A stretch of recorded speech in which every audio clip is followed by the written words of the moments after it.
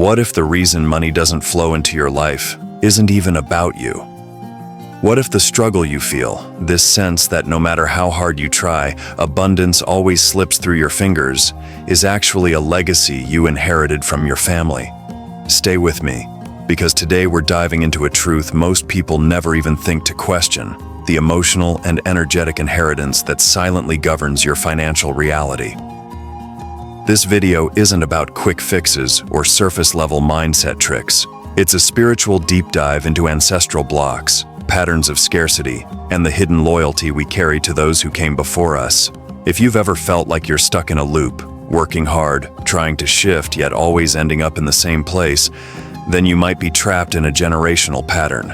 And until you become aware of it, you'll keep repeating it, not because you're broken, but because your energy is entangled with unhealed stories that don't even belong to you. Let me ask you something deeply personal. Have you ever looked at your parents' relationship with money, or your grandparents? Were they always worrying, struggling, sacrificing? Were they taught to survive rather than thrive? And now, are you repeating that same script even though you know deep down you want something different? You see, emotional wounds and financial blocks don't just come from our own experiences. They are passed down generation after generation, encoded in our beliefs, our behaviors, even our nervous systems.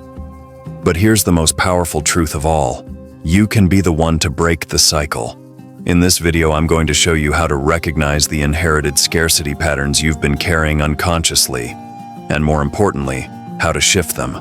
This is your invitation to rise, not just for yourself, but for your entire lineage. Imagine being the first in your family to step into true abundance. Imagine what could change. So if you're over 30, feeling stuck, sensing there's more to life than what you've been told, this message is for you. Hit that like button, subscribe, and share this video with someone you know who needs to hear this. And get ready, because what you're about to discover could change everything. Let's begin by exploring a truth that most of us were never taught to consider. Energy is inherited, just like eye color or family traditions. Your beliefs about money didn't start with you. They were planted in your subconscious long before you earned your first paycheck. And most of them weren't yours to begin with. Think back. Did your parents speak about money with fear, stress, or silence? Did you hear phrases like, "We can't afford that," "Money doesn't grow on trees," or "Rich people are greedy"? These may seem like simple words, but repeated over years, they become part of your inner landscape. They shape how you see abundance, and more importantly, how much of it you allow yourself to receive. Now let's go even deeper. These patterns don't just come from your parents, they go back generations. Imagine your great-grandparents living through war, famine, oppression, or economic collapse. That fear, the need to survive, gets encoded in the family field. It becomes a kind of energetic DNA, passed down silently from one generation to the next. And here's the catch: we carry this inheritance loyally. Subconsciously, we may feel that if we surpass our parents or ancestors in wealth, ease, or joy, we're betraying them. That's what we call unconscious loyalty, a hidden tie that says, if they suffered, I must too. Do you feel that? Ask yourself honestly, have you ever sabotaged an opportunity that could have changed your life? Have you ever felt guilty for having more than your family? Or perhaps you just feel this invisible ceiling above your head, something that stops you every time you're about to break through. These are signs you're living under the influence of inherited scarcity. But here's what I want you to know. Just because it's inherited doesn't mean it's permanent. Tell me in the comments, can you identify any money beliefs or emotional patterns you've inherited from your parents or family? Let's bring them to light together. If this is resonating with you, don't stop now. The next part will show you how to recognize these patterns in your energy field and how to start breaking free. Be sure to like this video if it's hitting home so far, and keep watching. Now that you understand scarcity can be inherited, the next step is awareness. Because what you are not aware of, you cannot change. So let's look at how these energetic patterns show up in your day-to-day life. Often they're subtle, disguised as normal, or even justified by logic. But when we look deeper, the truth becomes clear. Do you find yourself undercharging for your services or hesitating to ask for a raise, even when you know you deserve it? Do you give more than you receive, feeling uncomfortable when someone offers to help you financially or emotionally? These are signs of energetic misalignment. Your vibration is still wired to limitation, not abundance. Inherited scarcity doesn't always scream, it whispers. It appears in your hesitation to invest in yourself, in the anxiety you feel when bills arrive, in the belief that abundance is for other people, not you. It's in the way you push success away before it fully arrives, or overwork yourself to prove you're worthy of money. Pause for a moment. Do any of these resonate with you? Let's go even deeper. These patterns often live in the energy field of the second chakra, the energy center linked to self-worth, emotional memory, and receiving. If this chakra is blocked, we subconsciously reject abundance. It's like trying to fill a container that has a hole in the bottom. No matter how much you pour in, it leaks out. And it's not just about money. Scarcity touches every part of life: love, time, creativity, joy. Have you ever said, "I don't have time for myself," or "I'll be happy when"? That's scarcity. It's a program running quietly in the background, convincing you that there's never enough. But the moment you name it, feel it, and witness it, it begins to lose power. You were never meant to carry what doesn't belong to you. You have permission to release these outdated beliefs, to honor your family's pain without repeating it. Because healing doesn't mean disconnecting from your roots, it means transforming them. You are the evolution your lineage has been waiting for. Take a moment now. What behaviors or thoughts do you recognize as scarcity-based? Comment below. I'd love to hear what you're discovering. If this is speaking to your soul, stay with me. In the next part, we'll dive into how to energetically reprogram your field for abundance and create a new relationship with money, one rooted in love, freedom, and alignment. Now that you've recognized the patterns of scarcity and how deeply they may be rooted, not just in your own experiences, but in the emotional DNA passed down through generations, it's time to shift. True change begins not in the mind, but in the energy field. Because long before money appears in your bank account, abundance is first felt in your vibration. So, how do you reprogram your energy for abundance?